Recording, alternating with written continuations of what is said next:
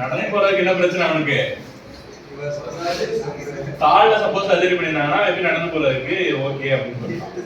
கையில தானே பண்றாங்க. என்ன சொல்றவங்கள யோசிச்சு சொல்லு. வேற எதுவும் எக்ஸ்டர்னல் அப்ளையன்சஸ் இருக்காது. சரியா? அது ரெண்டு தான் இருக்கும். ஏன்னா பிஓபி வேணா போட்டுருப்பாங்க. உடனே அதுவும் போட மாட்டான் சர்ஜரி முடிச்ச உடனே.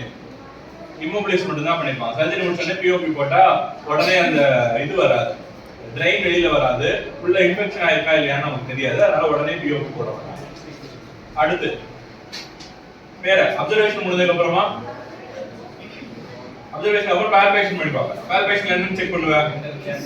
டெண்டர்னஸ் செக் பண்ணுவேன். டெண்டர்னஸ்ல அந்த இடத்துல பெயின் இருக்கும், எல்போ இடத்துல. அடுத்து ஸ்வெல்லிங் இருக்கும். எடிமா இருக்குமா ஸ்வெல்லிங் இருக்கும்? அதான் எடிமா இருக்குமா ஸ்வெல்லிங் இருக்கும். அப்ப எடிமா இருக்காதா? எடிமானா என்ன, ஸ்வெல்லிங்னா என்ன? ஸ்வெல்லிங்னா சரி பிங்க. அப்ப எடிமா இருக்குமா ஸ்வெல்லிங் இருக்கும்? எடிமா இருக்காதா? டிஸ்டல்ல சார் மூமெண்டே கொடுக்காம அதே இடத்துல வர்றது ஸ்வெல்லிங், கொஞ்சம் தள்ளி வர்றது எடிமா. இதனால ஃப்ளூயிட் அக்குமுலேஷன் ஆகி ஃப்ளூயிட் ட்ரெயின் ஆகாம இருக்கிறது பேர் எடிமா. லிம்பாட்டிக்ஸ் அங்கேயே தேங்கி நின்றும். ஃப்ளூயிட் வந்து அதிகமா வந்து வரது இருக்காது, பிளட் சர்க்குலேஷன் அதிகமா இருக்காது. ஸோ அந்த இடத்துல எடிமா அக்குமுலேஷன் இருக்கும். அடுத்து வேற என்ன செக் பண்ணிடுவோம்? வார்ம்த் இருக்கான்னு செக் பண்ணிடுவோம். கண்டிப்பா வார்ம்த் இருக்கும், ஏன்னா அப்பதான் சர்ஜரி பண்ணிருக்காங்க, வார்ம்த் இருக்கும். சரி, அடுத்து பால்பேஷன் முடிஞ்சு அடுத்து எக்ஸாமினேஷன் பண்ணி பார்ப்போமா? எக்ஸாமினேஷன் என்ன செக் பண்ணிப்போம்? எக்ஸாமினேஷன் என்ன செக் பண்ணி பார்ப்போம்? எம்எம்டி பண்ணி பார்ப்போமா? எந்த வசலுக்கு எடுத்து பார்ப்போம்? கண்டிப்பா எல்போக்கு எடுத்து பார்க்க முடியாது, ஏன்னா அங்கதான் வந்து நம்ம ஃபிக்ஸ் பண்ணிருக்கோம் இது பண்ண வேண்டாம் அப்படின்னு சொல்லிட்டு. ஷோல்டருக்கு எடுத்து பார்ப்போம். ஷோல்டர் மூவ்மெண்ட்ஸ் உங்களுக்கு கொடுக்கலாம், ஸோ ஷோல்டருக்கு எடுத்து பார்க்கலாம். ஷோல்டர் ரேஞ்ச் ஆஃப் மோஷன் தான் பார்க்க முடியுமே தவிர இந்த ரேஞ்ச் ஆஃப் மோஷன் பார்க்க முடியாது, எல்போ ரேஞ்ச் ஆஃப் மோஷன் பார்க்க முடியாது.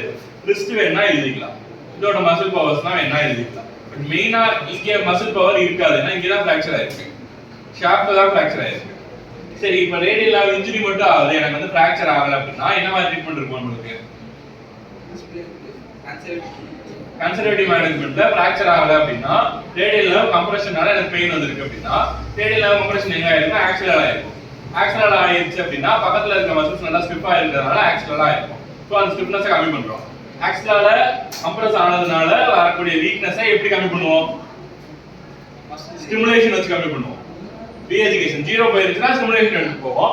0 போகல கொஞ்சம் நல்லா இருக்கு அப்படின்னா மசில் ரீஎஜுகேஷன் பண்ணுவோம். என்ன மாதிரி மசில் ரீஎஜுகேஷன்? ரீஎஜுகேஷன் போர்ட்ல ரீஎஜுகேஷன் பண்ணுவோம்.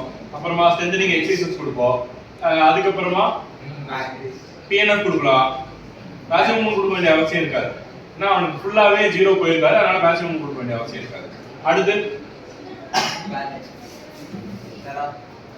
தெராபேண்ட் போக மாட்டோம், ஏன்னா அந்த அளவுக்கு பவர் இருக்காது. தெராபேண்ட் போறப்போ 4 அந்த லெவல்ல இருக்கிறப்ப தான் நம்ம தெராபேண்ட் போக முடியும், ஸ்ட்ரென்த் இருக்காது. அதுக்கப்புறம் ப்ரோக்ரஷன் தான் தெராபேண்ட், வெயிட் கப்ஸ் அது எல்லாமே அந்த மாதிரி ஸ்ட்ரென்த்துக்கு தான் கொடுப்போம்.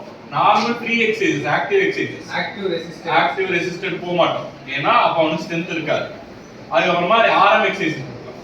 ஆர்எம்னா ஸ்டெபிலிட்டி மேக்ஸிமம் எப்படி கொடுப்போம்? நார்மலா ஆக்டிவ் எக்ஸசைஸ் கொடுக்கலாம். நீங்க அப்படியே ஹோல்ட் பண்ணி ஒரு 10 செகண்ட் வரைக்கும் ஹோல்ட் பண்ணி அந்த மாதிரி எக்ஸசைஸ் கொடுக்கலாம். இல்ல அதோட கம்பைன் பண்ணி வேற ஏதாவது 2-3 ஆக்டிவிட்டிஸோட இருக்க எக்ஸசைசஸ் கொடுக்கலாம். நீ கிளினிக்கல் கடையில எழுதுறப்ப என்ன எழுதுற? சரி, கிளினிக்கல் ஆர்த்தோல எழுதுறப்ப என்ன எழுதுற? கிளினிக்கல் ஆர்த்தோல இப்போ இந்த நர்வ் இன்ஜுரி ஆகுது அப்படின்னா என்ன மாதிரி எடுத்துட்டு போய் எழுதுவேன்னு கேக்குறேன். நாளைக்கு கிளினிக்கல் ஆர்த்தோல நர்வ் இன்ஜுரி கேட்கலாம். என்ன மாதிரி டெஃபினிஷன் எழுதுறோம், ரிலேட்டட் அனாட்டமி எழுதுறோம். அடுத்து காலம் முடிஞ்சா லெவல் ஆஃப் இன்ஜுரி. சரி, நர்வ் கோர்ஸ் ரூட் எழுதுறோம். அடுத்து என்ன மாதிரி கிளினிக்கல் பிக்சர் இருக்கும்? என்ன மாதிரி கிளினிக்கல் பிக்சர் உங்களுக்கு விருப்பம் பண்ண சொல்ல நர்வ் இன்ஜுரில ரேடியல் நர்வ் இன்ஜுரில அப்பனா என்னென்ன எழுதணும்? வேற அதோட மசில் எழுதணும். அந்த மசில் எல்லாமே ரேடியல் நர்வ் வந்து டெர்மட்டோம் எழுதணும், மயோட்டோம் தெரிஞ்சிருக்கணும். எல்லா நர்வ்ஸ்க்குமே அதே தான், டெர்மட்டோம் தெரிஞ்சிருக்கணும், மயோட்டோம் தெரிஞ்சிருக்கணும். இந்த நர்வ் கட் ஆச்சு, இந்த நர்வ் வந்து கம்ப்ரஸ் ஆச்சுன்னா என்ன மாதிரி பாஸ் ஆகுதுன்றது தெரிஞ்சிருக்கணும். அடுத்து டயக்னோசிஸ் எப்படி செக் பண்ணுவோம்? Investigation. Diagnosis different, investigations.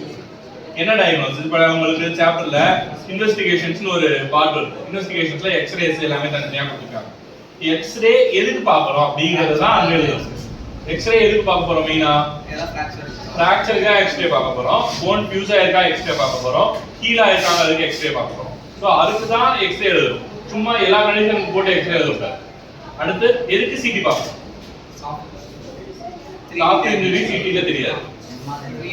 3D எக்ஸ்ரேவோட அடுத்த பரிமாணம். இப்போ வந்து கால்கேனியம்ல ஒரு வியூல மட்டும் தான் பார்க்க முடியும் அப்படின்னா சிடில ஃபுல் 3D வியூஸ்மே பார்க்க முடியும். அந்த கம்ப்யூட்டர் அன்னைக்கு காமிச்சல கம்ப்யூட்டர்ல அது தெளிவா தெரியும் எல்லா